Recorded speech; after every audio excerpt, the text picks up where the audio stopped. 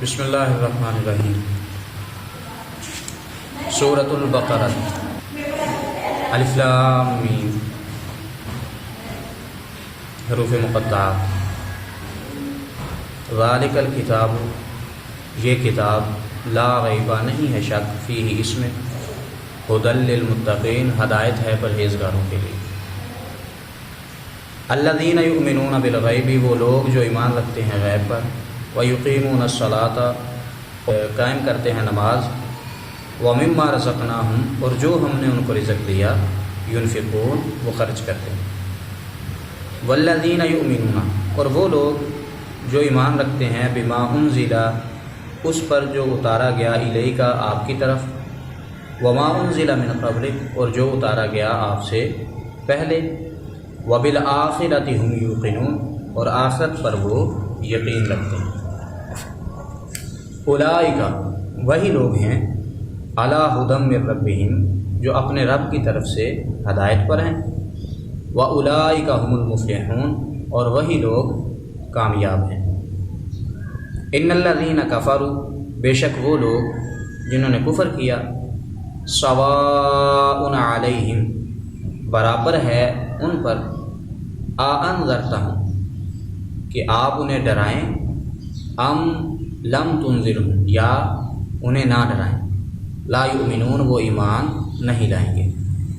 ختم اللہ علی قلوبہم، مہر لگا دی اللہ نے ان کے دلوں پر، وعلی سمعہم، اور ان کے کانوں پر، وعلی ابصارہم غشاوۃ، اور ان کی آنکھوں پر پردہ ہے، وَلَهُمْ عَذَابٌ عَظِيمٌ، اور ان کے لیے بہت بڑا عذاب ہے۔ سب سے پہلی بات جو ہے اس کے حوالے سے وہ یہ یاد رکھیں، سورۃ البقرہ، ہم اکثر صورتوں کے نیچے دیکھتے ہیں یا اوپر دیکھتے ہیں، دائیں بائیں کہیں پر بھی آپ دیکھیں، اب اس صورت کے یا اس قرآن پاک کے اندر نیچے لکھا ہے سورۃ البقرہ مدنیۃ، یا پیچھے تھا سورۃ الفاتحہ مکیۃ، سورہ فاتحہ مکی ہے اور سورہ بقرہ مدنی ہے۔ اب جو مکی صورتیں ہیں یا مدنی صورتیں ہیں، اس کے بارے میں یہ یاد رکھیں کہ جو مدینہ شریف کے اندر صورتیں نازل ہوئیں وہ مدنی ہیں، اور جو مکہ کے اندر صورتیں نازل ہوئیں وہ مکی ہیں۔ اور ان دونوں کے درمیان جو فرق ہے واضح طور پر وہ یہ یاد رکھیں کہ مکہ کے جو لوگ تھے ان کے جو عقائد تھے وہ بہت زیادہ باطل تھے، اور ان کی جو فکریں تھیں اس حوالے سے ان کے جو رسم و رواج تھے۔ اب مکی صورتوں کے اندر جب بھی ذکر ہوگا زیادہ تو وہ کفار کے باطل عقائد اور ان کے نظریات کا ذکر ہوگا، اور مدنی صورتوں کے اندر چونکہ مدینہ کے اندر اصلی باشندے تو انصار تھے، لیکن وہاں پر اگر حکومت دیکھی جائے تو وہ یہودیوں کی تھی۔ یہودی چونکہ تورات پڑھنے والے تھے اور عالم تھے، اور انصار جو تھے وہ ذہنی طور پر ان سے بہت زیادہ متاثر تھے، اور ان سے متاثر ہونے کی وجہ سے وہ ان سے نیچے ہی رہتے تھے، تو لہٰذا مذہب پر اور وہاں کے جو کچھ بھی معاملات تھے وہ سارے کے سارے یہود کے ہاتھ میں تھے۔ تو یہ اتنے بدبخت تھے کہ بسا اوقات تورات ہے یہ جب چاہتے جس کو چاہتے بدل دیتے، اور جس کو چاہتے یہ مان لیتے۔ جب یہ مان لیتے یا بدل دیتے تو یوں سمجھیے سادے لفظوں کے اندر کہ انہی کا راج چل رہا تھا مدینہ کے اندر۔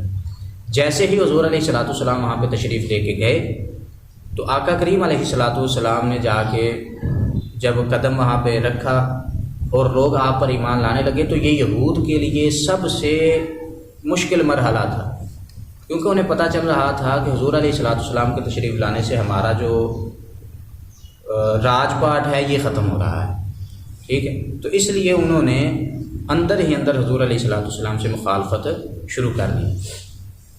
تو سورہ بقرہ اس کے 40 رکوع ہیں اور 286 اس کی آیات ہیں،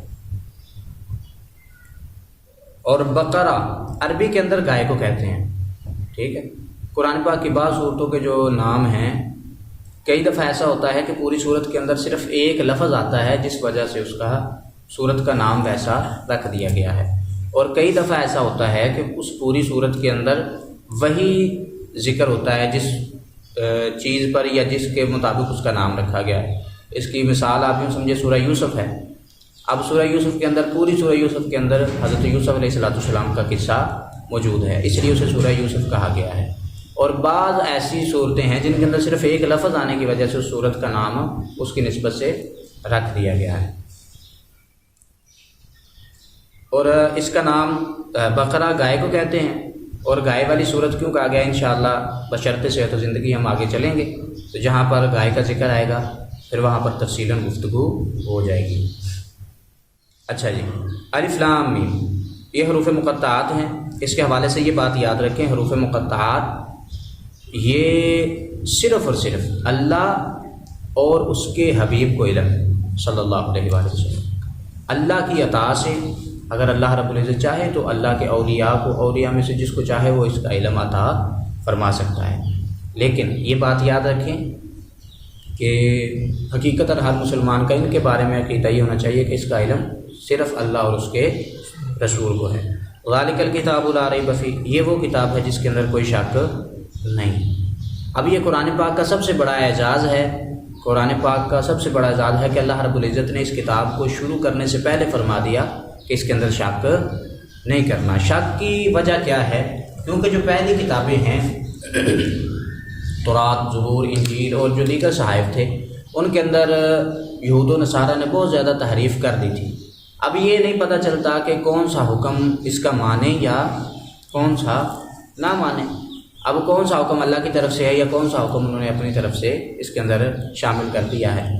قرآن پاک کا اعجاز یہ ہے کہ اللہ رب العزت نے قرآن کو الفاظ کے اعتبار سے بھی اور معنی کے اعتبار سے بھی ایک چیلنج کے طور پر کفار مکہ کے سامنے یا پوری دنیا کے سامنے رکھا، اور اللہ رب العزت نے ارشاد فرما دیا کہ کوئی ہے جو اس کی مثل ایک صورت یا ایک آیت بھی لے آئے۔ جب کوئی نہیں لا سکتا تو یہ واحد ایسی کتاب ہے جس کے اندر شک نہیں کیا جا سکتا، اور اس میں ہدایت ہے پرہیزگاروں کے لیے۔ اور الذین یؤمنون بالغیب ویقیمون الصلاۃ ومما رزقناہم ینفقون، یہاں پر اللہ رب العزت نے ایمان والوں کی نشانیاں بیان فرمائیں، وہ لوگ جو ایمان رکھتے ہیں غیب پر۔ غیب کیا ہے؟ غیب اس چیز کو کہتے ہیں جو نظر کے سامنے نہ ہو، اور ایمان کا جو اصل مدعا ہے یا اصل جو بنیاد ہے وہ ہے ہی غیب۔ یعنی اگر وحی کا تعلق ہے تو وہ غیب کے ساتھ ہے، فرشتوں کا تعلق ہے تو وہ غیب کے ساتھ ہے، اور خود ذات الہی اللہ رب العزت کا وجود بھی جو ہے وہ غیب ہے۔ ہمارے پاس دلیل صرف اور صرف زبان اقدس، زبان مصطفیٰ صلی اللہ علیہ وآلہ وسلم ہے، جس پر ہمیں یقین ہونا چاہیے کہ جب حضور علیہ السلام نے فرما دیا کہ خدا ہے تو خدا ہے، یہی غیب ہے، اور اس پر یقین کے ساتھ ایمان لانا ضروری ہے۔ اگر شک ہے اس میں تو بندہ مومن نہیں ہو سکتا۔ وَمِمَّا رَزَقْنَاهُمْ يُنْفِقُونَ اور اس میں سے جو ہم نے ان کو رزق دیا وہ خرچ کرتے ہیں۔ اب رزق خرچ کرنے کے حوالے سے، صدقہ، خیرات، زکوٰۃ کے حوالے سے یہ بھی انشاءاللہ تفصیل کے ساتھ اس پر گفتگو آگے انشاءاللہ ہم چلتے جائیں گے اپنے درس کے لحاظ سے، تو پھر آگے جب آیتیں آئیں گی تو وہاں پر تفصیلاً اس کا ذکر ہم کریں گے انشاءاللہ العزیز۔ یہاں پر صرف اتنا ہی کہہ دوں کہ اللہ کی راہ کے اندر خرچ کرنا یہ بہت بڑا ثواب ہے، اور صرف وہی خرچ کر سکتا ہے جسے اللہ نے توفیق دی ہے۔ ہر ایک انسان کا پیسہ اللہ کی راہ میں خرچ نہیں ہو سکتا۔ اور وہ لوگ جو ایمان رکھتے ہیں اس پر جو اتارا گیا آپ کی طرف، وما انزل من قبلک اور جو اتارا گیا آپ سے پہلے۔ اب یہاں پر ایک تو قرآن مجید فرقان حمید پر دلیل ہے کہ اس پر بھی ایمان ہونا چاہیے، اور اس سے پہلے جو کتابیں نازل کی گئیں ان پر بھی ایمان ہونا چاہیے۔ اور سب سے بڑی بات اس کے اندر جو پیر کرم علی شاہ صاحب رحمۃ اللہ تعالیٰ علیہ فرماتے ہیں ضیاء القرآن کے اندر، وہ فرماتے ہیں کہ اس آیت کے اندر حضور علیہ السلام کی ختم نبوت کا بھی ذکر ہے۔ کیوں ذکر ہے، کس طرح ذکر ہے؟ کیونکہ اللہ نے فرمایا محبوب جو آپ کی طرف نازل کیا گیا اور آپ سے پہلے۔ اگر حضور علیہ السلام کے بعد بھی کوئی نبی ہوتا تو اللہ ساتھ یہ بھی فرماتا جو آپ کے بعد نازل کیا جائے گا اس پر بھی وہ ایمان لائے گا، جبکہ اللہ رب العزت نے یہ نہیں فرمایا، پہلے کا ذکر فرمایا اور اس کا ذکر فرمایا۔ اور فرما دیا کہ اسی پر ایمان لانا ضروری ہے، اور یہی حضور علیہ الصلوۃ والسلام کی ختم نبوت کی سب سے واضح دلیل بھی ہے۔ وبالآخرۃ ہم یوقنون، اور وہ آخرت پر یقین رکھتے ہیں۔